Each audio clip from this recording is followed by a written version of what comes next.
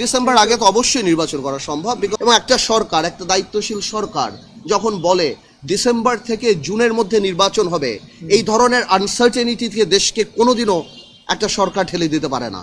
একটা নির্বাচনী roadmap concrete থাকতে হবে। দেখুন, আমরা এই সরকারকে আনার জন্য জেলে গিয়েছি, জুলুম সহ্য করেছি, নির্বাচন বয়কট করেছি, রাজপথে সব জায়গায় আমরা ছিলাম। আমরা কোনোভাবেও চাই না এই সরকার ফেল করুক।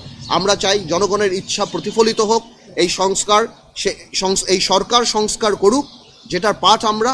কিন্তু এমন কোনো সংস্কারের জন্য জানি কালক্ষেপণ না হয়, যাতে করে এই দেশের মানুষ চিন্তা করা আরম্ভ করে যে আমরা কি আবার নির্বাচন কবে হবে, আদৌ হবে কি না, এই ধরনের প্রশ্ন আসে। তো আপাতত আমরা সেই আলাপই করেছি, এবং আমরা ধন্যবাদ জানাই, বিএনপিও আমাদের সাথে একমত হয়েছে, এবং আমি শিওর অন্যান্য রাজনৈতিক দলে আমাদের সাথে একমত হয়েছে। এখন ওভার টু আমির খসরু সাহেব, উনি বলবেন উনি যেটা মনে করেন। ডিসেম্বর আগে তো অবশ্যই নির্বাচন করা সম্ভব।